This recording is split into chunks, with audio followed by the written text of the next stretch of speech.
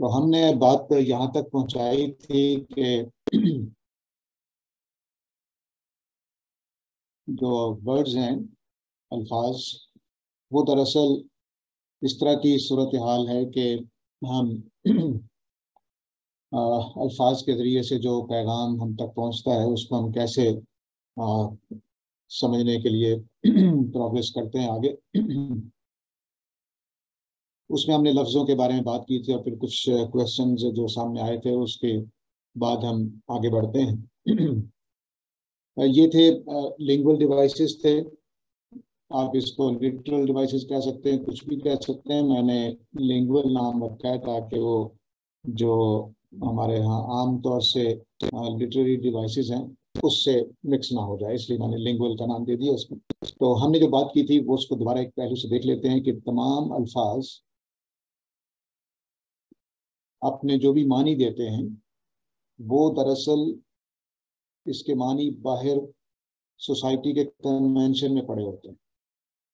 Society کا جو convention ہے، یعنی ان کے ہاں جو تواتر کہہ لیجیے ہماری اپنی زبان میں، ان کا جو تواتر ہے وہ اس کے ساتھ جڑا ہوا ہوتا ہے، اور پھر اس معنی کے ساتھ بہت ساری چیزیں جڑی ہوئی ہوتی ہیں جس کو ہم نے موقع استعمال کا نام سے جانا، ہم نے گرامر کے نام سے جانا، اور مرکبات میں آنا، کون سے گروپ کے ساتھ آنا، یہ ساری چیزیں اس کے ساتھ جڑی ہوئی ہیں کہ مثلا سورج کے ساتھ کیا کیا چیزیں جڑی ہوئی ہیں، کیا اس کے ساتھ چاند، دن، روشنی، دھوپ، یہ ساری چیزیں ہمارے سوسائٹی کے کنونشن میں، سوسائٹی کے لینگویج کے تواتر میں یہ ساری چیزیں جڑی ہوئی ہیں کہ سورج ہے تو اس میں حرارت ہے، سورج ہے تو اس میں دھوپ ہے، سورج ہے تو اس میں روشنی ہے، سورج ہے تو اس کے ساتھ دن کا تعلق ہے، سورج ہے تو وہ چاند کا الٹ ہے۔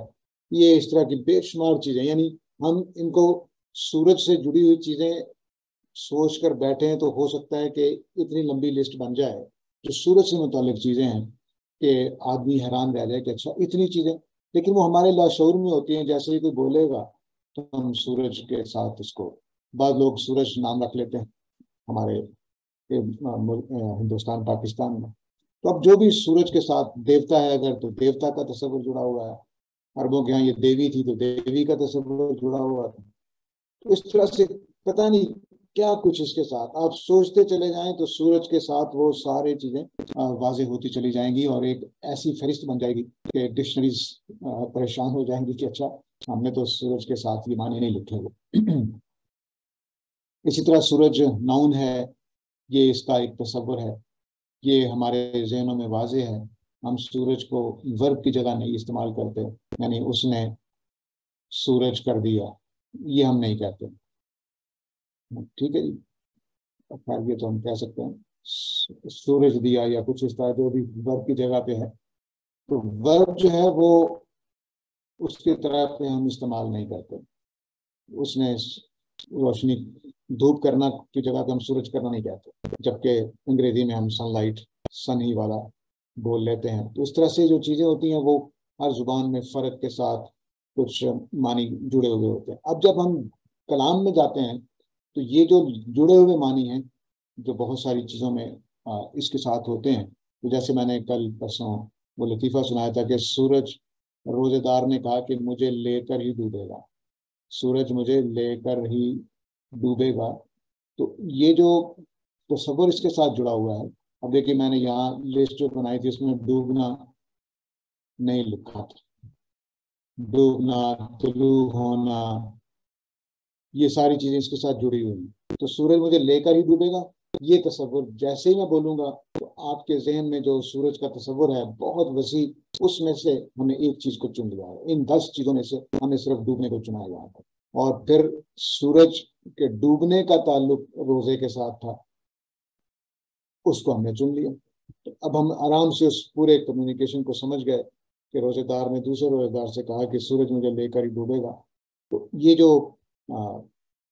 تعلق ہے چیزوں کا، یہ ہماری ڈکشنری میں موجود نہیں ہوتا، نہ لفظ سورج کے اندر یہاں لکھا ہوا موجود ہوتا ہے، سورج بس لکھا ہوا ہے، اس کے ساتھ یہ جڑی ہوئی ساری چیزیں باہر پڑی ہیں، ڈکشنری سے بھی باہر اور لفظ سورج سے بھی باہر۔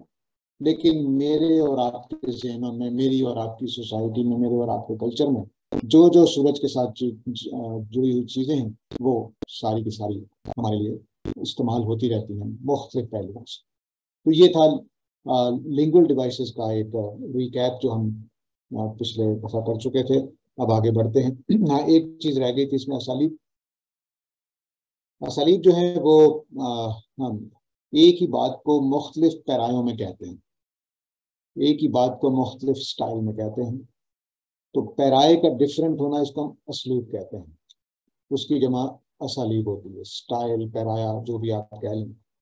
تو مثلا میں نے جب جملہ بولوں گا تم کل آ جانا، تم کل آؤ گے، تمہیں کل آنا ہوگا، کل آ جانا ہوگا، تم کل آ رہے ہو. اب کہنے کو میں صرف ایک ہی بات کہہ رہا ہوں کہ کل تم نے آنا ہے، لیکن آپ ذرا غور کریں گے یا فوراً سمجھ جائیں گے کہ ان سب میں کچھ نہ کچھ فرق ہے. مثلا تم کل آ جانا، بس آپ سے ریکویسٹ ہے. تم کل آؤ گے، ایک طرح کی کمانڈ ہے، اس کے اندر حکم ہے ایک طرح، یعنی تمہیں ضرور آنا ہے. اس میں ضرور کا مفہوم شامل نہیں تھا، اس کے اندر شامل ہے. تمہیں کل آنا ہوگا، ضرور کے ساتھ ایک سٹریس بھی آ گیا ہے، یعنی ضرور اور اس کے اوپر ایمفسائز کر دیا گیا ہے کہ تم نے لازمن آنا ہے. کل آ جانا تم، اس میں بھی کمانڈ ہے لیکن پہلوؤں کے مقابلے میں ذرا کمزور ہے. تم کل آ رہے ہو، اس میں بھی کمانڈ ہے لیکن یعنی ضرور کا مفہوم ہے لیکن ذرا کمزور ہے. اس طرح سے ہم جب کوئی جملہ بولتے ہیں اور اس کی ترتیب آگے پیچھے کرتے ہیں، الفاظ مضمون وہی ہے، تم کل آ جانا، لیکن اس کے اندر ہم جو معنی پیدا کرتے چلے جاتے ہیں وہ صرف سٹائل کی وجہ سے. سٹائل میں اب ترتیب ہوتی ہے، آگے پیچھے کر دینا ہوتا ہے، کچھ چیزوں کا اضافہ کر دینا ہے. مثلا ہم نے یہاں تم ڈالا ہوا ہے، اب تم کو آگے پیچھے آپ دیکھیں کہ ہم نے کہاں کہاں رکھا ہے. اس کے شروع میں تھا، اس کے بھی شروع میں تھا، اب اس میں ہم نے تم کی جگہ تمہیں کر دیا ہے. کل آ جانا تم میں ہم نے تم اینڈ پہ لے آئے ہیں، تم پھر شروع میں لے آئے ہیں. تو تم کی پوزیشن ہی اگر آپ دیکھیں تو ہم نے کس طرح سے اس کو بدلا. ان کو ہم اسالیب کہتے ہیں کہ ایک سٹائل میں. مثلا بجائے اس کے کہ میں آپ سے کہوں کہ میں نے مثلا والدہ، اگر بچہ بھوک جلدی مچا رہا ہو کھانا کھانے کے لیے، تو والدہ اس کو یہ بھی کہہ سکتے ہیں کہ ابھی مل جاتا ہے، لیکن وہ غصے کا اظہار کرنے کے لیے کہ پہلے کبھی کھانا نہیں ملا تمہیں. اب وہ یہ کہنا کہ بھائی تمہیں مل جاتا ہے جلدی، ابھی مل جائے گا صبر کرو، یہ کہنے کے بجائے تمہیں پہلے کبھی کھانا نہیں ملا. دونوں کی بات ایک ہی ہے لیکن دونوں میں کچھ معنی کا فرق بھی ہے. اس طرح دیکھیے، وسیم کھلاڑی ہے، کھلاڑی وسیم ہے، کھلاڑی تو وسیم ہے، وسیم تو کھلاڑی ہے. اب اس میں بھی ہم نے صرف تو کا اضافہ کیا ہے لیکن لفظوں کے آگے پیچھے کرنے سے وسیم کھلاڑی ہے، سادہ بات ہے. کھلاڑی وسیم ہے بھائی، باقی نہیں ہے کوئی بھی. کھلاڑی تو وسیم ہے، باقی تو بس ایسے ہی ہیں. وسیم تو کھلاڑی ہے، اس سے آپ نے اور کیا کام کرانا ہے، وہ تو کھلاڑی ہے. تب اس طرح کے مفاہیم ہم صرف چھوٹی چھوٹی تبدیلیوں سے کرتے رہتے ہیں. تو یہ اسالیب ہیں، یہ بھی ہمارے لنگول ڈیوائسز کے اندر آتے ہیں جو فکر فراہی میں بہت زیادہ جن پر فوکس کیا جاتا ہے. اسالیب القرآن پہ مولانا فراہی کی پوری ایک کتاب ہے، مفردات القرآن پہ مولانا فراہی کی ایک پوری کتاب ہے، اور باقی کے جو چیزیں ہیں وہ مختلف جگہوں پہ تفاصیل میں ہمارے کو دیکھ سکتے ہیں. اب تھیمیٹک ڈیوائسز، اب جیسے میں نے یہاں پر لفظوں کی بات کی تھی تو یہ میں ساتھ ہی تھیمیٹک ڈیوائسز کی بات بھی کر گیا ہوں، کیونکہ ہم کا جو کل سوالات تھے ان کا رخ ادھر چلا گیا تھا. تو اب دیکھیے اس کو آگے بڑھاتے ہیں تھیمیٹک ڈیوائسز کو. تھیمیٹک ڈیوائسز دراصل لفظوں کے پیچھے، ان لنگول ڈیوائسز کے پیچھے موجود ہوتے ہیں. وہ نظر نہیں آ رہے ہوتے، متن میں لکھے ہوئے نہیں ہوتے، ٹیکسٹ میں موجود نہیں ہوتے، لیکن وہ ٹیکسٹ کے ساتھ چپکے ہوئے ہوتے ہیں. جیسے سورج کے ساتھ میں نے یہ 10-12 چیزیں لکھی ہیں، کسی کا نام ہوگا، دن کے ساتھ اس کا تعلق ہے، روشنی کے ساتھ اس ڈوبنا، طلوع ہونا، دھوپ، حرارت، چاند، دیوتا ہونا، یہ اور ناؤن ہونا اس کا. یہ ساری چیزیں اس کے تھیمیٹک سمجھنے میں، اس کی تھیم سمجھنے میں، جس تھیمیٹک پوائنٹ پہ آئے گا اس کو سمجھنے کے لیے ہمیں یہ چیز کام دیتی ہے. اس کو میں نے معنی کا نام دیا ہے، میننگ کا نام دیا. تو مثلا گاڑی کا لفظ ہے ہمارے پاس، ہم نے اس دن بھی مثال دی تھی تو یہ ٹرین بھی ہو سکتی ہے، کار بھی ہو سکتی ہے، گدا گاڑی بھی ہو سکتی ہے، بیل گاڑی بھی ہو سکتی ہے. تو گاڑی کے کئی میننگ ہیں جو ہماری سوسائٹی میں، اس کے ساتھ کئی چیزیں جڑی ہوئی ہیں، چلنا، سفر وغیرہ وغیرہ. ٹھیک ہے. یہ اب ان کے ساتھ صرف یہ نہیں کہ میننگ یہ جڑے ہوئے ہیں کہ سفر ہے، چلنا ہے، یہ بھی نہیں، ان کی شکلیں بھی جڑی ہوئی ہیں. یعنی گاڑی کی جتنی شکلیں ہیں وہ اس کے ساتھ جڑی ہوئی ہیں. یہ لفظ گاڑی کا بولتے ہی ہمارے ذہن میں یہ شکل آئے گی، بیل گاڑی کی شکل آئے گی. اور اس شکل کی وجہ سے اگر ابا جان اپنے بیٹے کو کندھوں پر، کمر پر بٹھا کے اس طرح سے سیر کرا رہے ہیں تو کہتے گاڑی گاڑی کھیلنا بھی کہہ سکتے ہیں. بعض گراؤنڈ میں دیکھا اس کو گھوڑا بننا کہتے ہیں، تو گھوڑا گھوڑا کھیلتے ہیں. اب وہ گھوڑا بھی 4 ٹانگوں پہ چلتا ہے، تو مشابہت کی وجہ سے ہم چیزوں کے ساتھ اس کو جوڑ دیتے ہیں. یعنی صرف ایسا نہیں ہوا کہ ہم نے معنی لیے بلکہ ان کی شکلیں لی. اب ان شکلوں کو ہم مصداق کہتے ہیں. مثلا لفظ گاڑی کا مصداق یہ چیز ہے، یہ چیز ہے، یہ چیز. یہ مشابہ مصداق، یعنی والد صاحب کا اس طرح سے ہونا یہ مشابہت رکھتا ہے، اس وجہ سے مصداق بن گیا. اصل مصداق تو یہی تھی گاڑی کے. لیکن والد صاحب نے ایک بچے کو کندھے پر، کمر پہ بٹھا کے سیر کرا رہے ہیں، یہ مشابہ ہونے کی وجہ سے اس کا مصداق بن سکتا ہے. جو ہم اس کو بھی گاڑی گاڑی کھیلنا کہہ سکتے ہیں. بچے ٹرین بناتے ہیں، ایک دوسرے کے پیچھے ان کا رومال پکڑا ہوتا ہے یا قمیض پکڑ لیتے ہیں تو ٹرین بنا لیتے ہیں. اس کو بھی مشابہت کی بنا پر کے بوگیاں جس طرح سے آپس میں جڑی ہوئی ہوتی ہیں لنک کے ساتھ، اس طرح سے وہ بھی ایک دوسرے کا کپڑا پکڑ کے وہ گاڑی گاڑی کھیل رہے ہوتے ہیں. ما لہو اور ما علیہ کا مطلب وہ چیزیں ہیں جن کو میں نے سورج کے ساتھ یہاں بیان کیا. ٹھیک ہے. تو ما لہو کا مطلب ہے جو چیزیں اس کی ہیں اس کے ساتھ جڑی ہوئی ہیں. مثلا گاڑی کی مثال میں آ جائے، اس کے پہیے، اس کی باڈی، اس کا اسٹیئرنگ، اس کی چھت، اس کی شکل، یہ اس کے ما لہو. اور ما علیہ کا مطلب ہے جو اس کے ساتھ چیزیں جڑ جاتی ہیں. مثلا سفر جڑ جاتا ہے، چلنا جڑ جاتا ہے، مشقت سے بچنا جڑ جاتا ہے کہ ہم گاڑی میں جائیں گے تو مشقت سے بچ جائیں گے. یہ ساری چیزیں ما علیہ ہے. ما لہو کا مطلب ہے جن چیزوں سے یہ مل کر بنا ہوا ہے یا جن کے بغیر اس کا کانسیپٹ مکمل نہیں ہوتا. اور ما علیہ کا مطلب ہے جو اس کے ساتھ اس کے اوپر آتی رہتی ہیں چیزیں. کوئی غلاف چڑھانا ہے تو وہی ما علیہ ہو جائے گا. اس میں ڈرائیور ہوتا ہے تو وہی ما علیہ ہو جائے گا. وہ گاڑی کا حصہ نہیں ہے ڈرائیور، لیکن وہ اس کا ما علیہ ہے. تو اب مثال کے طور پر میں مصداق، مشابہ مصداق اور ما علیہ کی ایک مثال دے کر سمجھاؤں گا کہ ہم کس طرح سے معنی پیدا کرتے ہیں. مثلا میں نے کہا کہ گاڑی پنکچر ہو گئی، تو گاڑی میں نے بولا ہے گاڑی کبھی پنکچر نہیں ہوتی، ٹائر پنکچر ہوتا ہے. تو کیا ہے، ما لہو میں نے بول دیا، گاڑی کا جو حصہ ہے اس کو میں نے گاڑی پوری بناتے ہوئے گاڑی پنکچر ہو گئی. انجن خراب ہوتا ہے، گاڑی خراب ہو گئی، حالانکہ خراب انجن ہوگا. ٹھیک ہے. شیشہ ٹوٹا، گاڑی ٹوٹ گئی. تو یوں ہم کیا کرتے ہیں کہ اس کا جو ما لہو ہے اس کے لیے بول دیتے ہیں. تو گاڑی کا لفظ صرف کار کے لیے نہیں بولا گیا، گدا گاڑی کے لیے بولا نہیں گیا صرف، بلکہ اس کے جو ما لہو اور ما علیہ ہے ان کے لیے بولا گیا. یوں سمجھ لیجئے کہ جو تھیم بنے گی جب ہم اس کو کسی میننگ فل جگہ پہ لے کر جائیں گے تو ہو سکتا ہے اس کی شکل کام آ رہی ہے، پورا مصداق زیر بحث ہو سکتا ہے، مشابہ مصداق زیر بحث ہو سکتا ہے اس کا ما لہو زیر بحث ہو سکتا ہے اس کا ما علیہ زیر بحث. اب دیکھیے ما علیہ میں نے کہا تھا سفر اس کا ما علیہ. آج تو سارا دن گاڑی میں گزر گیا، آج تو سارا دن گاڑی میں گزر گیا، کیا مراد ہے، سفر میں گزر گیا. تو ما علیہ کے معنی میں بول دیا. تو آج تو سارا دن گاڑی میں گزر گیا یعنی سارا دن سفر میں گزر گیا.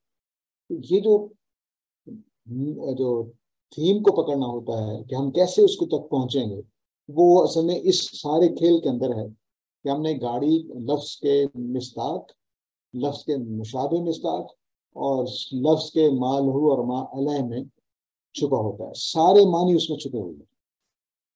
جتنی بھی آپ نے بات کرنی ہے، آگے جوڑنا ہے، اگر آپ کو یہ چیزیں معلوم نہیں ہیں، ہمیں معلوم ہوتی ہیں، یعنی نیچرل ہم اس ٹینڈنسی سے واقف ہیں، اپنے تمام انسان تمام زبانوں میں یہ سب کچھ ہو رہا ہوتا ہے.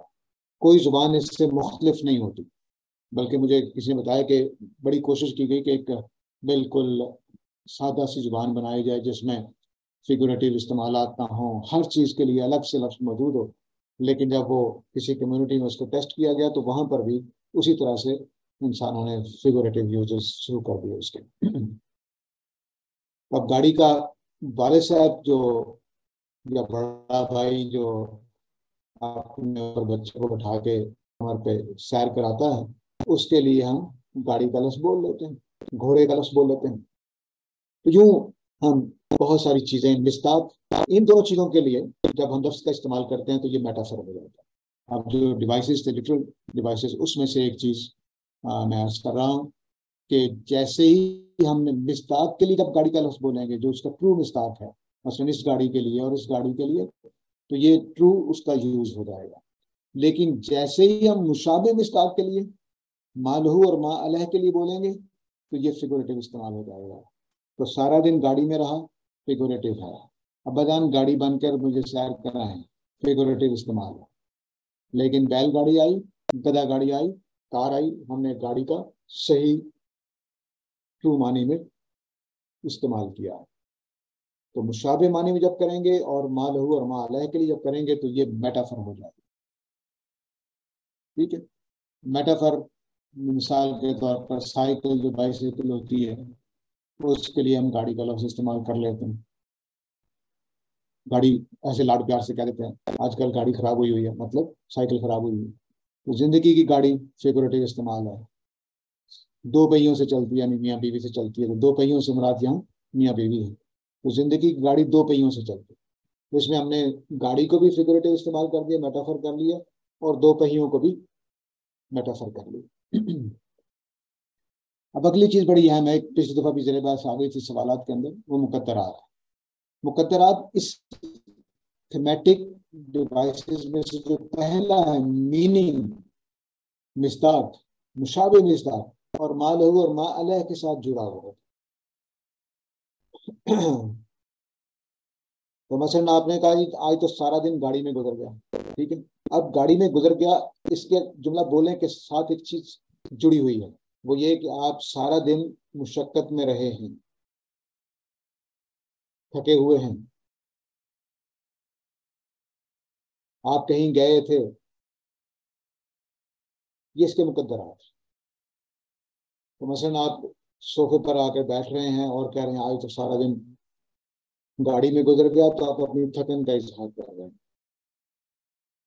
ठीक है, आप कुछ इस तरह का इजहार कर रहे हैं लफ्जों के बोलने से पहले कि जैसे बड़ी जरूरत है यार, को लाओ यार, पाँव दबाओ, आज तो सारा दिन गाड़ी में गुजर गया। अब आप मुशक्कत की तरफ इशारा कर रहे हैं कि मुशक्कत सहता है, आज तो सारा दिन गाड़ी में गुजर गया, मंजिल पर फिर भी नहीं पहुंचे, तो अब आप कहीं जाने को, तो अब आप ये जो आज तो सारा दिन गाड़ी में गुजर गया, इसके कुछ जुड़ी हुई चीजें हैं। अब यूं समझ लीजिए कि जैसे हमने लफ्ज के मा लहू और मा अलह बनाए हैं, उसी तरह जुमले के भी मा लहू और मा अलह होते हैं। एक सादा मिसाल से क्या समझ लीजिए कि मजहबी टेक्स्ट से समझिए, हमने कहा जी अल्लाह का शुक्र है। अब इसके दो मुकद्दरात लाजमी, एक ये कि आपको कोई नेमत मिली है, अच्छी हालत में आप आए हैं, या कुछ अच्छी चीज मिल गई है, या आप किसी बुरी चीज से बच गए हैं। अल्लाह का शुक्र हम इन दो जगहों पर आमतौर से बोलते हैं, और भी पहलू हो सकते हैं, मैं सिर्फ दो नुमाया चीजें। तो अल्लाह का शुक्र सुनते ही जो सुनेगा वो कहेगा कि इसको या कोई फायदा हासिल हुआ है, या ये किसी मुसीबत से बच गया। अल्लाह का शुक्र आज मैं नहीं गया, वरना ये हो जाता है। तो अब ये इसका मुकद्दर है।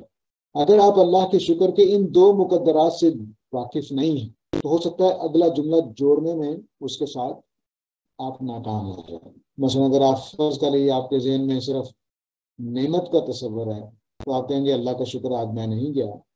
तो अब आप इन दोनों जुमलों का मानी नहीं समझ सके, क्योंकि आपका ना जाना ये नेमत नहीं लगता। तो अब आप सोचेंगे कि क्या मसला है। तो अब अगर आपको पता हो बचना, तो इसका मतलब है कि वहाँ कोई तकलीफ थी, वहाँ कोई मसला था जिससे आप बच गए हैं। तो अल्लाह का शुक्र है आज मैं नहीं गया। मैं जोड़ने वाला دونوں جملوں کو آپس میں لنک دینے والا، دونوں کو میننگ فل ریلیشن میں لانے والا کیا چیز ہے؟ وہ ایک مقدر ہے، وہ یا نعمت ہے یا وہ بچ گئے۔ اللہ کا شکر ہے کہ بچ گئے، آج میں وہاں نہیں گیا ورنہ پکڑا جاتا، مارا جاتا۔ اللہ کا شکر ہے کھانا مل گیا۔ اب آپ نے اللہ کا شکر ہے کھانا مل گیا میں نعمت والا مفہوم تھا، فوراً سمجھ گئے، لیکن چونکہ آپ بچ جانے والے مفہوم سے واقف نہیں تھے کہ اللہ کا شکر ہم اس موقع پر بھی بولتے ہیں کہ ہاں بچنے کا، کسی مصیبت سے بچنے کا مضمون ہوتا ہے، تو پھر ہمیں اگلا جملہ بعض کا سمجھ نہیں آئے گا۔ میں نے اس دن کو مثال دی تھی، والدہ نے کہا کہ بیٹا گرمی لگ رہی ہے، تب والدہ پانی مانگ رہی ہے یا کہہ رہی کہ پنکھا چلا دو، وہ کیا کہہ رہی ہیں یہ اب ہمیں فوراً سوچنا، اور اس کے لحاظ سے ہم جواب دے دیتے ہیں کہ اچھا والدہ کو گرمی لگ رہی ہے تو ان کو پانی چاہیے یا کیا چاہیے، یہ ہمیں پوچھنا ہوتا ہے۔ اب یہ جو مقدر تھا اس کے اندر، یہ ہم اس کو اس کے لحاظ سے جواب دیں گے۔ تو والدہ نے جب کہا کہ گرمی لگ رہی ہے تو میں آگے سے جواب دے سکتا ہوں امی میں پنکھا چلاتا ہوں آ کے، یا امی جان بجلی گئی ہوئی ہے پنکھا نہیں چل سکتا، وغیرہ وغیرہ۔ تو یہ جو مقدرات ہیں ان کے، وہ بہت ہی اہم چیزیں ہیں، اس کو عام طور سے اگنور کیا جاتا ہے، لیکن قرآن مجید میں خاص طور سے بہت ساری چیزیں مقدرات پر چھوڑی گئی ہے۔ مقدر کا مطلب وہ باتیں ہیں جو کہیں نہیں گئی لیکن اندر موجود تھی، جو کہیں نہیں گئی لیکن اندر موجود تھی جملے کے اندر۔ یہاں اللہ کا شکر میں نعمت ملنے کا ذکر نہیں کیا گیا، بس شکر بول دیا گیا، یا بچ گئے کا ذکر نہیں کیا گیا، بس اللہ کا شکر بول دیا گیا، لیکن یہ وہاں پہ انڈرسٹوڈ ہے۔ تو یہ جو چیزیں انڈرسٹوڈ ہوتی ہیں یہ مقدرات ہوتی ہیں۔ تو میں نے یہاں جو مثال لکھی ہے، بھائی چینی تو ڈالی نہیں ہے، یعنی چائے ٹھیک ہی لازمی مقدر ہے، کوئی چینی تو ڈالی نہیں، چائے ہے دودھ ہے جو بھی چیز پیش کی گئی، میں کبھی چینی تو ڈالی نہیں، تو اس کا مطلب ہے کہ وہ چیز پھیکی ہے، یا پھیکی نہیں ہے لیکن جس جو پی رہا ہے اس کے معیار کے مطابق پھیکی، چینی تو ڈالی نہیں، تو یہ اس کا مقدر ہے۔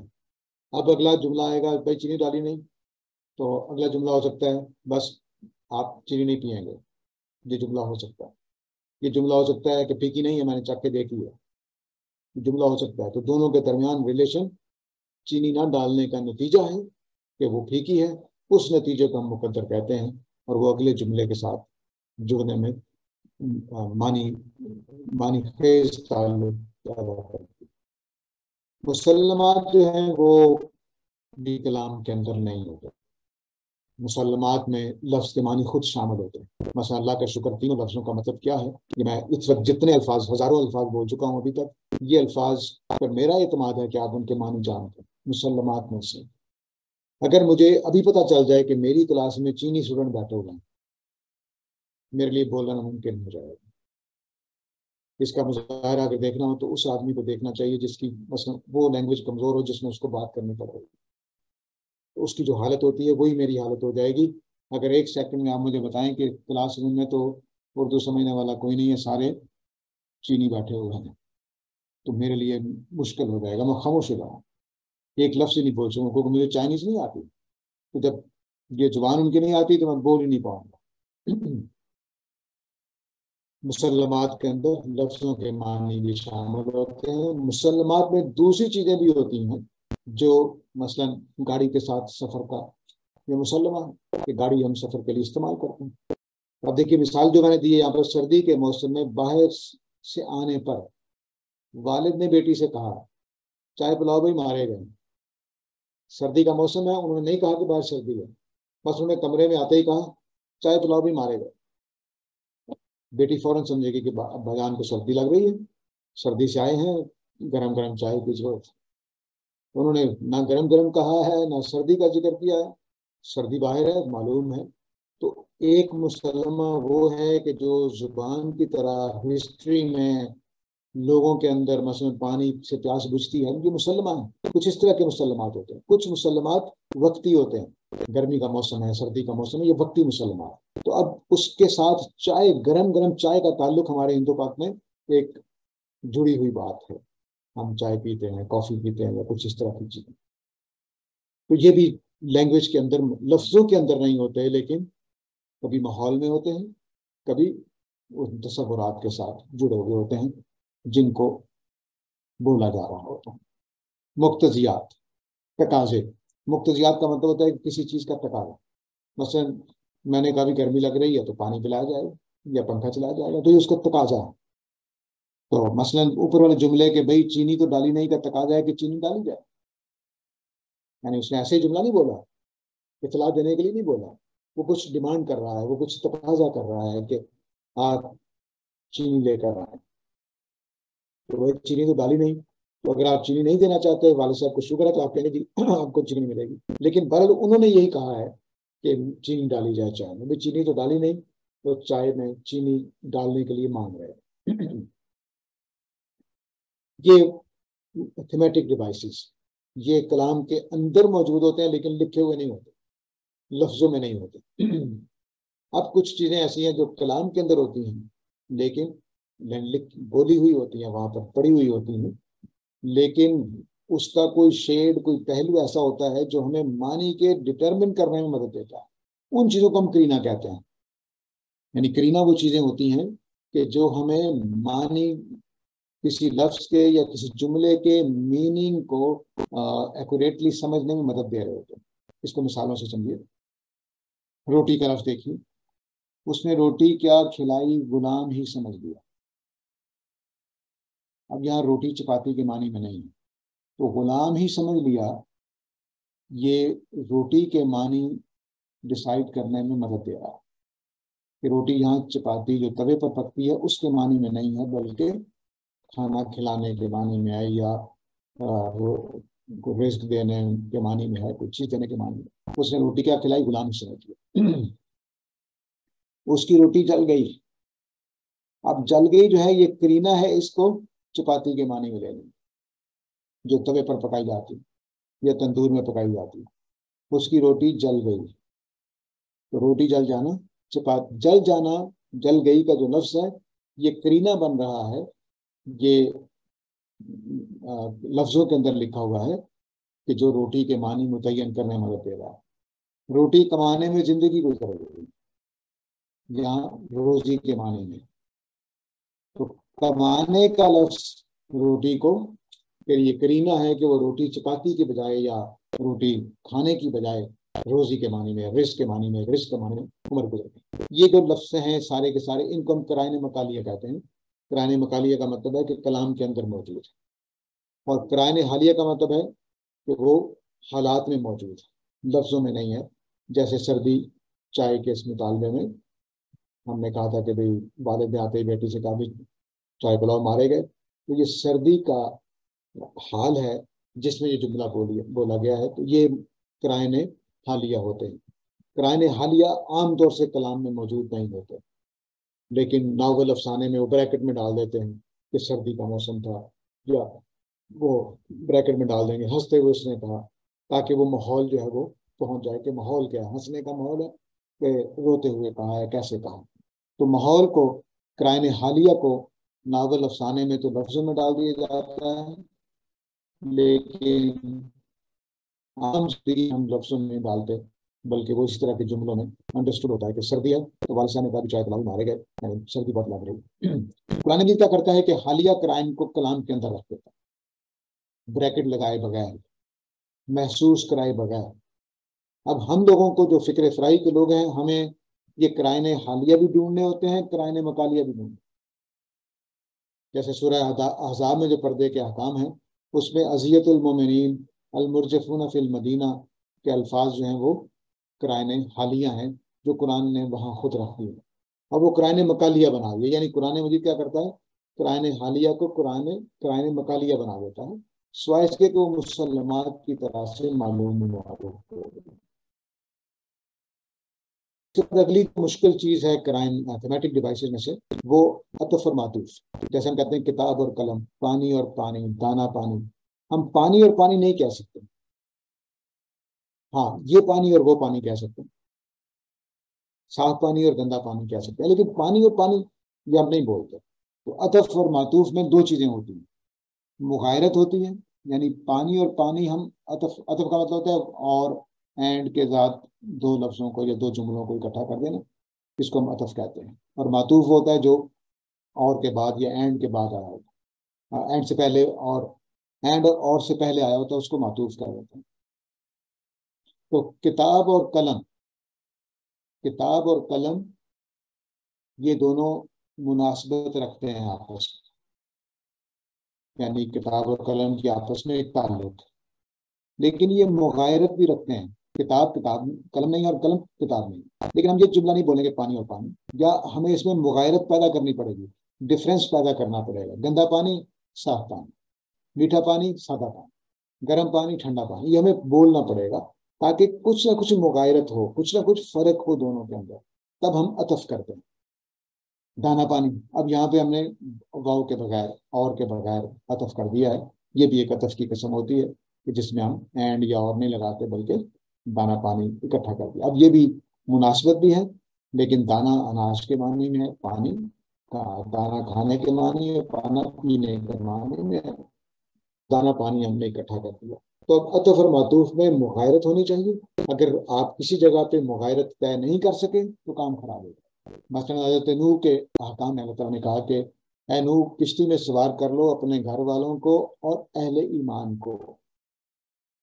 بعض مفسرین نے کہا کہ صرف اہل ایمان تھے، ان کے گھر والے ہی اہل ایمان تھے. یہ غلط ہو جائے گا قرآن کے مطابق، کیونکہ قرآن نے کہا ہے کہ گھر والوں کو بھی سوار کر لو اور اہل ایمان کو بھی. اب گھر والوں کو بھی سوار کر لو، یہ الگ لوگ ہیں. اہل ایمان الگ ہونے چاہیے، گھر والوں سے ڈفرینٹ ہونے چاہیے، اور اہل ایمان ہے. تو یہ دو اکٹھے کر دینے سے دونوں میں مغایرت ضروری ہے. آپ یہ نہیں کر سکتے کہ ہم یہ مانی لیں کہ گھر والے اور مسلمان ایک ہی تھے، یہ ہم نہیں لے سکتے. ٹھیک ہے، تو مغایرت ماننی پڑے گی، یعنی فرق ماننا پڑے گا، اور مناسبت بھی ماننی پڑے گی، وگرنہ کام خراب ہو جائے گا. اب جو سب سے نازک چیز ہے، خاص طور سے ہمارے فکر فرائی میں لوگ اس کو غلط معنی دے دیتے ہیں کہ ہم خارج سے کوئی چیز نہیں لیتے. ایسا نہیں.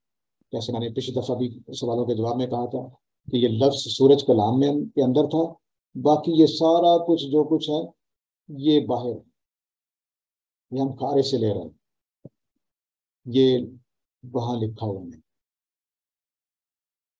تو اس لیے خارج سے بہت کچھ ہمیں آتا ہے، لیکن یہاں پر میں صرف معلومات کی بات کر رہا ہوں. چونکہ میں نے معنی میں بات مکمل کر دی ہے. سورج کے معنی سورج کے اندر موجود ہیں، اس کے مصداق بھی، اس کے مشابہ مصداق بھی، اس کے مالہ اور معالیہ بھی اس کے اندر موجود ہیں. ہم اس کو متن ہی کا حصہ مانتے ہیں. یہ سمجھنے کے لیے کہہ رہا ہوں، اگرچہ وہ کلام سے باہر ہوتے ہیں لیکن ہمارے خیال میں وہ کلام کے اندر ہوتے ہیں، کیونکہ سورج کے ساتھ کچھ چپکی سورج سے الگ نہیں.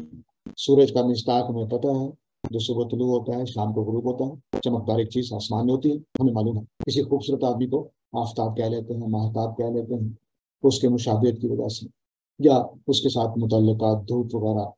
بڑا آج سورج بہت تیز ہے، یعنی دھوپ تیز کہہ سکتے ہیں.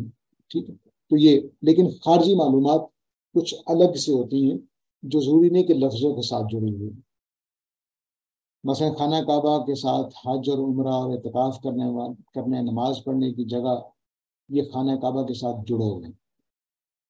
یہ تواتر اگر نہ ہو کسی، جیسے ہمارے مسلمانوں کے اندر جو تواتر ہے اس لیے ہم لفظی کا حصہ مانتے ہیں، لیکن کسی انگریز نے اگر خانہ کعبہ اس کو بتایا جائے، اس کو ہمیں خارجی معلومات دینا پڑیں گی کہ بھئی اس میں حج کیا جاتا ہے، عمرہ کیا جاتا ہے، اعتکاف کیا جاتا ہے، نماز پڑھی جاتی ہے وغیرہ. یہ قبلہ ہے. اب یہ تو ساری چیزیں جو ہیں یہ تواتر میں آ گئی. مکہ میں ہے، ہو سکتا ہے کسی کو نہ پتا ہو کہ خانہ کعبہ کہاں پہ، ہو سکتا ہے قریش اس کے متولی ہیں، ہو سکتا ہے کسی کو معلوم نہ. یہ تواتر میں نہیں ہو سکتا. یہ اس طرح کی چیزیں ہیں جو تواتر میں ہونی لازم نہیں ہے. لیکن ہم قبلے کا تصور سب سے زیادہ تواتر میں ہوگا، کیونکہ ہم نماز پڑھتے ہیں خانہ کعبہ کی طرف رخ کر کے. تو جو چیزیں تواتر میں ہوتی ہیں وہ تو لفظ کا حصہ بن جاتی ہیں، اس کو ہم خارجی معلومات نہیں کہتے. لیکن جو تواتر کا حصہ نہیں ہوتی، مثلا قریش اس کے متولی ہیں، تو یہ خارجی معلومات. اللہ تعالیٰ نے کہا کہ لیلاف قریش، اللہ کے اس گھر کے ساتھ قریش کا جو یہ تعلق ہے، تو وہ عربوں کے لیے تو تواتر تھا، شاید آج بھی ہو، لیکن ہمیں تفسیر والوں کو بتانا پڑتا ہے کہ بھئی قریش وہاں متولی تھے، وہ اس کے دیکھ بھال کرتے تھے، اس کی وجہ سے ان کو سفر میں آسانی تھی. تو یہ تھیمیٹک جو ڈیوائسز ہیں، اب ان کو ہم دیکھتے ہیں اگلے 4-1 منٹ میں، 5 منٹ ہے ہمارے پاس، کہ یہ نظم کو کیسے وجود میں لاتے ہیں۔ نظم کے بارے میں پہلی بات یہ کوشچن اٹھتا ہے کہ یہ داخلی ہے یا خارجی۔ یعنی ہم پہلے سوچ لیتے ہیں کہ مثلا سورہ فاتحہ ہم نے پڑھی نہیں اور ہم نے کہا کہ اس کا نظم یہ ہے کہ یہ دعا ہے، فرض کر لیے ہم نے یہ کہا، تو یہ فکر فراہی کے اوپر یہ تہمت ہے کہ وہ نظم پہلے طے کرتا ہے، پڑھتا بعد میں۔ ایسا نہیں، جیسے میں نے پہلے لیکچر میں آپ سے عرض کیا تھا کہ پروگریشن میں ہم کیا کرتے ہیں، اس کے سارے اجزاء پہ بار بار غور کرتے ہیں تاکہ پکڑیں کہ اصل بات کیا ہو رہی ہے۔ تو کلام کے اندر سے جو اصل بات نکل رہی ہوتی ہے، مرکزی مضمون، ٹھیک ہے، سینٹرل آئیڈیا، اس کو ہم پک کرنے کی کوشش کرتے ہیں۔ لفظوں کے اس ڈھیر کے اندر سے جو ایک صورت کو بنا رہے ہوتے ہیں یا ایک مضمون کو مکمل کر رہے ہوتے ہیں۔ تو ہمارے خیال میں نظم قرآن، نظم کلام، کلام کے اندر موجود ہوتا ہے، لیکن وہ جیسے میں نے پچھلی سلائڈ پہ عرض کیا کہ اس سارے پروسیس سے ہم اس کی تھیم کو تک پہنچنے کی کوشش کر رہے ہوتے ہیں کہ چیزوں کے اندر لنک کیا ہے، وہ کس طرح سے آپس میں جڑے ہوئے ہیں، یہ ساری چیزیں ہم ڈیسائیڈ کر رہے ہوتے ہیں۔ تو ہمارے خیال میں نظم داخلی ہے، یعنی ٹیکسٹ کے اندر ہوتا ہے، خارج سے سمجھنے والا نظم کو نہیں پا سکتا۔ نظم کلام کو پانے کا طریقہ کیا ہے؟ جب کلام کے تمام اجزاء پورے کر دیے جائیں، اب یہ اجزاء پورے کرنے کا مطلب کیا ہے کہ آپ نے معنی کر لیے، آپ نے مقررات تلاش کر لیے، آپ نے مسلمات کے ساتھ اس کو جوڑ دیا، آپ نے اس کے سارے تقاضے دریافت کر لیے، آپ نے تمام قرائن متعین کر لیے، آپ نے عطف اور معطوف اور اس طرح کی چیزیں ڈیسائیڈ کر لی، خارجی معلومات پوری حاصل کر لی۔ تو اب آپ کیا کر سکتے ہیں؟ اب آپ نے کلام کے تمام اجزاء پورے کر سکتے ہیں۔ جیسے بے چینی تو ڈالی نہیں، تو اس میں آپ نے مقدر آپ کا متعین کر لیں کہ چائے پھیکی، اور مقدر دوسرا بھی آپ ڈیسائیڈ کر لیں کہ چینی مانگی جا رہی ہے، ٹھیک ہے۔ اب آپ نے مکمل کر دیا کلام کو مکمل کر دیا، تو معنی آپ پہنچ سکتے ہیں۔ اب صرف یہ ہوگا کہ اس میں آپ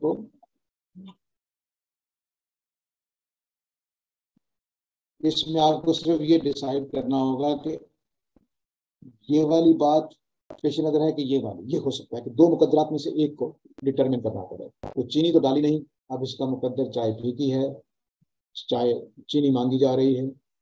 تو اب آپ کیا کریں گے کہ آپ کہیں گے جی میں ابھی لاتا ہوں، یا آپ کہیں گے بھی چینی گھر میں ختم ہو گئی ہے۔ جو بھی آپ جواب دیں گے، چینی تو ڈالی نہیں ہے، ان مقدرات کی بنیاد پر اگلے جملے کو لنک بنے گا، جو بھی آپ بنائیں گے، میری چینی ختم ہو گئی۔ اب آپ نے کس کو ایڈریس کیا ہے؟ چینی تو ڈالی کو ایڈریس نہیں کیا، آپ نے چینی مانگے جانے کو ایڈریس کیا، اس کو نہیں ایڈریس کیا۔ اب ان دونوں کے درمیان میں کوئی تعلق نہیں۔ ہاں البتہ آپ ایک اور تعلق کہ آپ سے وجہ پوچھی جا رہی ہے کہ چینی ڈالی نہیں ہے، اب آپ وجہ بتا رہے ہیں، یہ بھی ایک مقدر ہو سکتا ہے۔ تو اس طرح کے مقدرات آپ جب تلاش کر لیں گے تو آپ صحیح جگہ پہ معنی پر پہنچ جائیں گے۔ تو تمام اجزاء پورے کر دیے جائیں جن کی بات ہم نے پچھلی سلائڈ پہ کی ہے، یہ 6-7 چیزیں، کہ جیسے ہی آپ متعین کر کے کر لیتے ہیں تو اب آپ کلام کے تھیمیٹک لنکس کو سمجھ گئے، ٹھیک ہے، باتوں کا رشتہ سمجھنا ضروری ہے، ٹھیک ہے۔ تو یہ رشتہ کیسے پتہ چلتا ہے؟ مثلا چینی ختم ہو گئی ہے کا رشتہ چینی تو ڈالی نہیں کے ساتھ کیا ہے؟ اس اینگل سے ہے، اس اینگل سے ہے، یا اس اینگل سے؟ اگر آپ نے کوئی اینگل متعین کر لیا تو معنی آپ نے ڈفرینٹ ہو جائیں گے۔ یعنی چینی تو ڈالی نہیں، چائے پھیکی ہے، تو آپ نے کہا چینی ختم ہو گئی ہے، پھیکی چائے ہی پینی پڑے گی، معنی یہ ہو جائیں گے۔ چینی تو ڈالی نہیں، چینی وہ مانگ رہا ہے جس نے جو جملہ بولا ہے، تو آپ کہہ رہے ہیں چینی ختم ہو گئی ہے اس لیے آپ کو نہیں ملے گی، معنی ڈفرینٹ ہو گئے ہیں۔ چینی تو ڈالی نہیں گئی، آپ سے وہ وجہ پوچھ رہا ہے، تو آپ نے کہا بھی چینی ختم ہو گئی اس لیے نہیں میں نے ڈالی، اس لیے تمہیں چینی نہیں ملے گی، پھیکی چائے پینی پڑے گی۔ تو یہ سارے جو معنی ہیں یہ ڈفرینٹ ہو جائیں گے، آپ میں سے کوئی ایک مقدر ڈفرینٹ ڈیسائیڈ کر لیں۔ تو اسی پر ساری کلام کھڑا ہوتا ہے۔ اب اس کو متعین کرنے کے لیے تو یہ مانی لینے، یہ مانی لینے، یہ مانی لینے، وہ جو ہم کرائم کی بات کر رہے تھے وہ ٹول یہاں پہ کام آتا ہے۔ وہ ٹول کہاں کام آتا ہے کہ ہمارے پاس 4 مقدر بن گئے تھے، یہاں 3 بن رہے ہیں۔ چائے پھیکی ہے اس لیے اسے چینی تو ڈالی نہیں کہا ہے، وہ چینی مانگ رہا ہے اور وجہ پوچھ رہا ہے کہ چینی کیوں ڈالی۔ تو اگر یہ 3 مقدرات ہمیں سامنے آ گئے ہیں تو اب ہمیں کرائم چاہیے کلام کے اندر سے کہ وہ کیا کہہ رہا ہے۔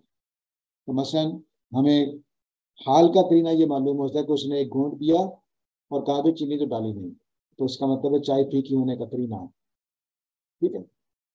تو اب اس طرح وجہ نہیں پوچھ رہا وہ، بلکہ چائے کے پھیکے ہونے کی بات کر رہا ہے، چینی مانگ رہا ہے۔ تو اس طرح سے جو کرینے ہوتے ہیں وہ پھر کلام کو جب ہم مکمل کر لیتے ہیں تو کرائم پھر ہمیں مدد کرتے ہیں کہ ہم نے کس معنی کو ڈیسائیڈ کرنا ہے، ٹھیک ہے۔ اپنے تو اب جو رشتہ سمجھنا ہے وہ میں نے واضح کر دیا کہ کس طرح 2 جملوں میں رشتہ قائم ہوتا ہے اس درمیان والی بات جو ہم نے چھوڑ دی تھی، بولی نہیں تھی، وہی رشتہ طے کر رہی ہوتی ہے، وہی دونوں کو جوڑ رہی ہوتی ہے۔ ہم اپنی عمومی گفتگو میں اس رشتے کو جان رہے ہوتے ہیں لیکن قرآن کے ساتھ ایسا نہیں کر پاتے۔ عام گفتگو میں ہم آرام سے جوڑ لیتے ہیں بات۔ امی نے کہا شرم کرو کہاں چلے گئے تھے، ہم سمجھ جاتے ہیں کہ میں دیر سے آیا ہوں تو اس لیے امی نے یہ جملہ بولا ہے، فوراً سمجھ آتا ہے۔ لیکن قرآن مجید میں جب یہ 2 جملے اس طرح کے جوڑے جاتے ہیں تو ہمیں سمجھ نہیں پاتے، تو کہتے ہیں جی قرآن میں نظم ہے، اس لیے ہمیں اسے مربوط نہیں سمجھتے۔ دوسرے اس لیے کہ باتوں کے باہمی رشتے سے واقف نہیں ہوتے۔ بعض اوقات ہمیں یہ ہوتا ہے کہ یہ کیا رشتہ ہے آپس میں، دوسرے علاقے کی وجہ سے، کلچر کے ڈفرینٹ ہونے کی وجہ سے۔ مثلا چینی کسی علاقے میں چائے میں نہیں ڈالی جاتی، فرض کر لیجیے کہ رواج نہیں، بلکہ میں آپ کو ایک رواج کی مثال دیتا ہوں۔ میرے ہاں ایک فادر ہرمن صاحب پڑھنے آتے تھے عربی ادب، تو میں ان کو پڑھا رہا تھا، تو کھانے کو ہم نے کوئی چیز رکھی جو گرم گرم کھائی جاتی ہے ہمارے ہاں، تو میں نے کہا یہ ٹھنڈی ہو جائے گی، تو ان کے لیے بڑے عجیب بات۔ اس کا مطلب ہے کہ ان کے ہاں اس چیز کو ٹھنڈا کھانا گرم کھانا دونوں برابر تھے۔ تو پھر مجھے ان کو سمجھانا پڑا کہ ہمارے ہاں یہ اس کا ذائقے خراب ہو جاتا ہے، پھر اس کو ٹھنڈا کر کھایا جائے یا وغیرہ ہوگا۔ تو باہمی رشتے بعض اوقات ان کو یہ سمجھ نہیں آ رہا تھا، میں اس کو کہہ رہا ٹھنڈی ہو جائے گی کھا لیں پہلے، اس کو یہ سمجھ نہیں آ رہی تھی کہ کیوں میں کہہ رہا ہوں۔ تو مجھے بتانا پڑا کہ اس کی ہمارے ہاں اس کا کھانے کا رواج یہ ہے کہ ہم اسے گرم گرم کھاتے ہیں کیونکہ اس کا اس صورت میں ذائقہ زیادہ ہوتا ہے۔ تیسرے اس لیے کہ ہم نظم قرآن کے قائل نہیں ہوتے، یہ بھی ایک وجہ بن جاتی ہے کہ قرآن مجید میں ہم نظم کو چونکہ مانتے نہیں ہیں، تو جیسے مولانا فرید الدین خان جیسا بڑا آدمی بھی نظم قرآن میں نہیں ہے، تو یہ وجہ بھی ہوتی ہے کہ ہم پھر اس کا نظم جوڑنے کی کوشش نہیں کرتے۔ ہم باتوں کو مربوط نہیں کر پاتے کیونکہ ہم رشتہ جوڑ نہیں پاتے، باتوں کے باہمی رشتے سے واقف نہیں ہوتے۔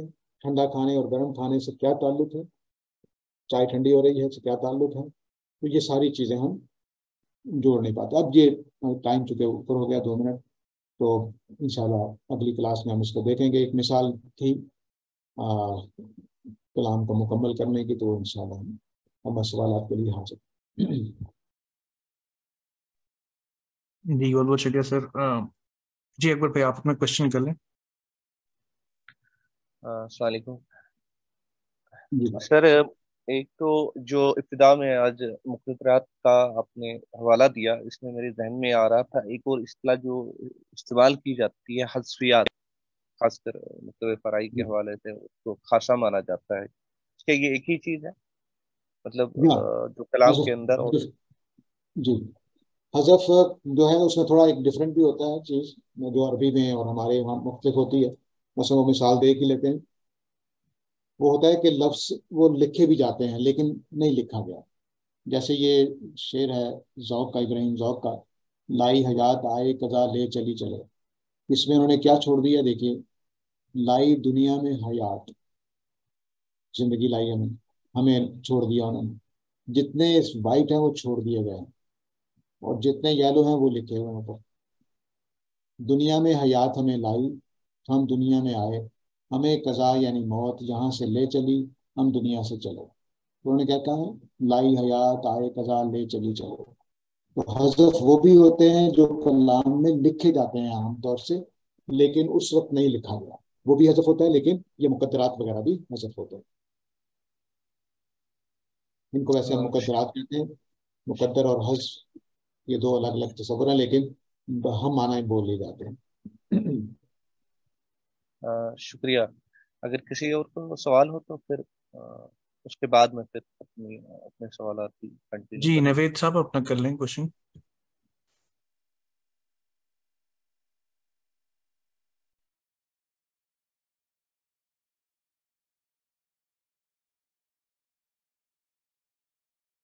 جی السلام علیکم. جی وعلیکم السلام.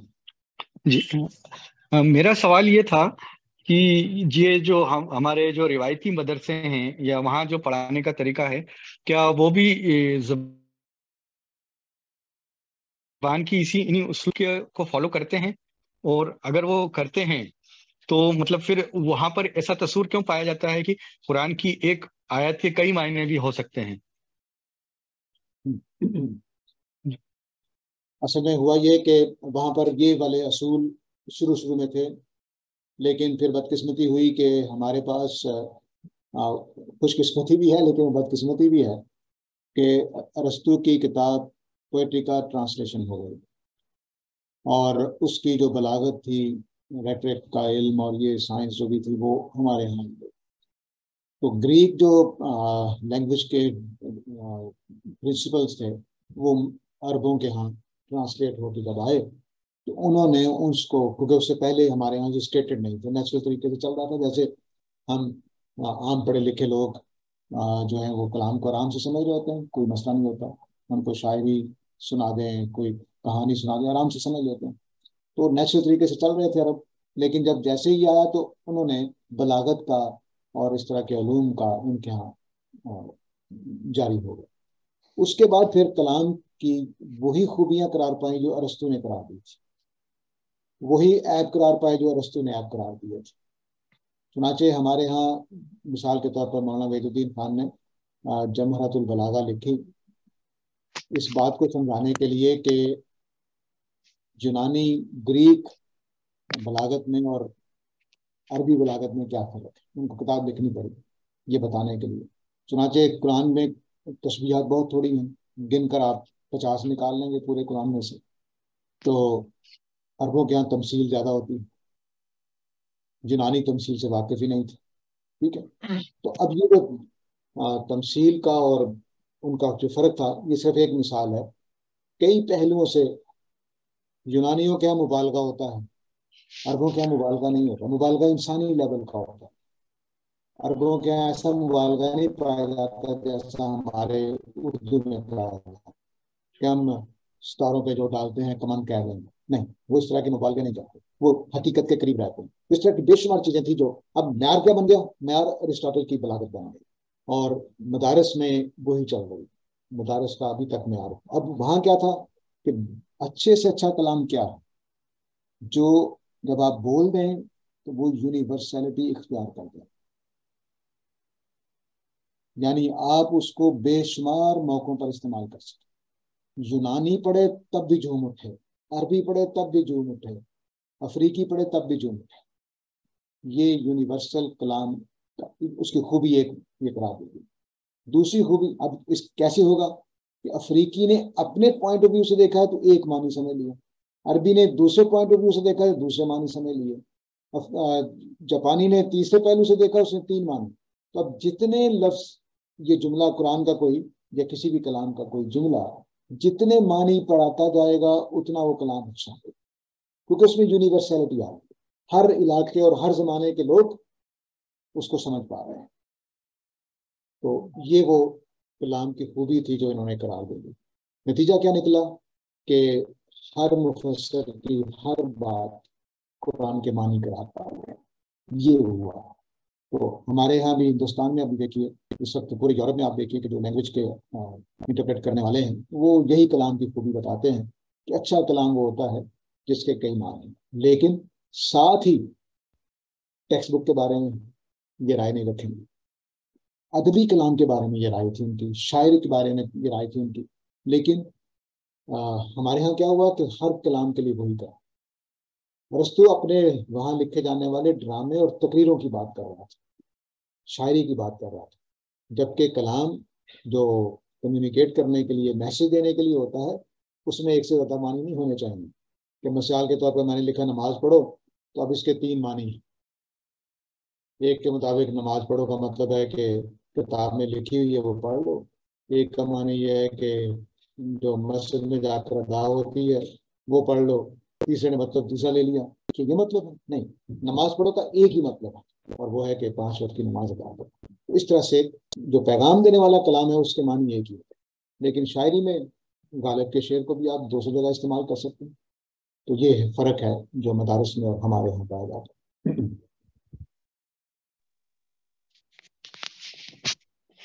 السلام علیکم ورحمۃ اللہ. وعلیکم السلام. ساجد صاحب آپ بخیر و عافیت سے؟ جی الحمد للہ. سوال یہ تھا کہ ہم کس طرح سے اس کوشچن کو ایڈریس کر سکیں گے کہ جو یہ کہتے ہیں کہ فرائی جو یہ اصول ہیں کہ ایک آیت کے صرف ایک معنی ہو سکتے ہیں، کیا اس سے اس پر کوشچن نہیں اٹھتا ہے کہ یہ قرآن کی جو جامعیت ہے، ہماگیریت ہے، اس کو محدود کرنے کے مترادف ہے؟ بڑی اچھی بات ہے. دیکھیے، نماز پڑھو کے معنی ابھی میں نے بتائے ایک ہی ہیں کہ 5 وقت کی نماز ادا کی جائے. اس کو اگر اسی معنی میں لیا ہے تو جامعیت کیا ختم ہوگی؟ ایک افریقی مسلمان کے لیے بھی یہی ہے، نبی صلی اللہ علیہ وسلم کے زمانے کے مسلمان کے لیے بھی یہی ہے، میرے آپ کے لیے بھی یہی ہے. جامعیت کیسے ختم ہوگی؟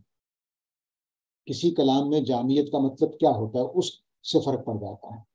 آپ جامعیت کا مطلب یہ لیں کہ مثال کے طور پر جیسے غالب نے کہا ہے کہ ننجینہ معنی کا طلسم اس کو سمجھیے، جو لفظ کے غالب میرے اشعار میں آوے. کہ کوئی لفظ میرے جب اشعار میں آ جاتا ہے تو سمجھیے کہ معنی کے خزانے کا ایک طلسم ہے، جیسے کھل جا سم سم ہم بولتے ہیں، تو وہ لفظ اس طرح کا ہے. وہ تو ایک چیزتان ہے، اس سے زیادہ کچھ نہیں. اس کا کوئی مطلب ہی نہیں. جامعیت تو یہ ہوتی ہے کہ آپ نے بات ایسی کہی ہے کہ جو سارے زمانوں کے لیے، سارے لوگوں کے لیے قابل عمل ہو، قابل فہم ہو، لیکن معنی ایک ہی ہو. جامع بات وہ ہوتی ہے، جامع بات وہ ہوتی ہے کہ جس کے اثرات بہت زیادہ ہے، جس کے کہہ لیجیے کہ گہرائی بہت زیادہ ہے. تو وہ تو ایک معنی میں بھی ہوتی ہے. زیادہ معنی کرنے سے جامعیت کیسے آتی ہے؟ تو چیزتان بنتا ہے. یعنی اگر نماز پڑھو کا مطلب 4 ہیں کہ نماز کتاب میں لکھی ہوئی پڑھ لو، نماز بس بیٹھے بیٹھے زبان میں دہرا دو، کوئی سجدہ رکوع کرنے کی ضرورت نہیں ہے، تو پھر اس کے معنی کیا ہیں؟ اس لیے اترا ہے. تو اس کا تو مطلب ہی کوئی نہیں ہے. میں نے اپنے منہ میں پڑھ لی نماز بیٹھے بیٹھے، جیسے میں اس وقت بول رہا ہوں میں نے نماز پڑھ لی. آپ نے اٹھ کر 5 وقت نماز پڑھی، میں نے کتاب میں لکھی ہوئی پڑھ لی. اللہ تعالیٰ کیا کہنا چاہ رہے ہیں؟ سوال یہ. اللہ تعالیٰ نے کیا 10 معنی بتائے تھے؟ 10 معنی بتانے کے لیے جملہ بولا تھا؟ یہ ایک ہی بات تھی اللہ تعالیٰ کی. تو ہر آدمی جب کلام کی میں اس وقت بول رہا ہوں تو میرا مقصد، میری جو معنی ہے میں وہ پہنچانا چاہتا ہوں. یہ نہیں کہ میں جملے ایسے بناؤں کہ جس کے 10 معنی ہیں. یہ کوئی جامعیت نہیں. یہ جامعیت کا غلط تصور ہے. جامعیت یہ ہوتی ہے کہ آپ کی بات غلطی سے پاک ہو، اس کے اندر گہرائی ہو، اس کے اندر وسعت ہو، وہ سارے زمانوں میں قابل عمل ہو، وہ کبھی غلط ثابت نہ ہو، وہ میرے اور آپ کے سب کے مسئلے حل کرنے والی ہو. بات ایک ہی ہوگی. تو یہ ہے جامعیت. جامعیت کا تصور بھی غلط ہے. جو ہمارے ہاں ہمارے اوپر تنقید کرنے کے لیے بولا جاتا ہے وہ جامعیت نہیں ہوتی، وہ تو چیزتان بنا دینا. مطلب پتہ ہی نہیں چل رہا کیا اللہ تعالیٰ کی مراد کیا. مثلا وضو کی آیتوں میں اللہ تعالیٰ چاہ رہے ہیں کہ ہم وضو کریں کہ وضو کرتے پاؤں دھوئیں کہ مسا کریں. اللہ کا کیا منشا ہے؟ دونوں ہیں. اب ایک پاؤں دھو لیا کروں، دونوں دھو لیا کروں، کبھی ایک میں مسا کر لیا کروں، کبھی ایک دھو لیا کروں. کیا کرنا ہے؟ کیا میں یہ معنی لے لوں اللہ تعالیٰ کی کتاب کے کہ نہیں؟ کچھ پتہ نہیں چل رہا. 3 معنی بن رہے ہیں. یعنی صرف مسا کر لو پاؤں پہ، صرف دھو لو، یا ایک پاؤں دھو لو ایک پاؤں مسا کر لو. کیا کرنا؟ یہ کلام چیزتان بن جائے گا. اس کا مطلب ہے کہ میرے اور آپ کے درمیان فیصلہ کرنے کی کوئی چیز نہیں، جبکہ قرآن کہہ رہا ہے کہ میں حق ہوں اور فیصلہ کرنے کے لیے اترا ہوں. تو آپ نماز پڑھو گا جب جملہ قرآن میں اگر آگے آتے میں صلاۃ، اس کے معنی طے کرنے پڑیں گے، اور یہ میرے اور آپ کے درمیان فیصلہ کرنے والا ہونا چاہیے. اگر اس کے 4 5 10 20 معنی ہیں تو پھر آپ ایک معنی کو لے کر چلے جائیں گے، میں دوسرے کو، کوئی تیسرے کو، کوئی چوتھے کو. تو کتاب فیصلے کو نہیں رہے گی. قرآن نے جو اپنا مقصد بتایا ہے کہ کتابیں رسولوں کے ساتھ اس لیے نازل کی گئی ہیں تاکہ وہ فرقان بنے، فیصلے کن بنے، وہ رہے گا نہیں. امید ہے بات واضح ہو گئی ہوگی.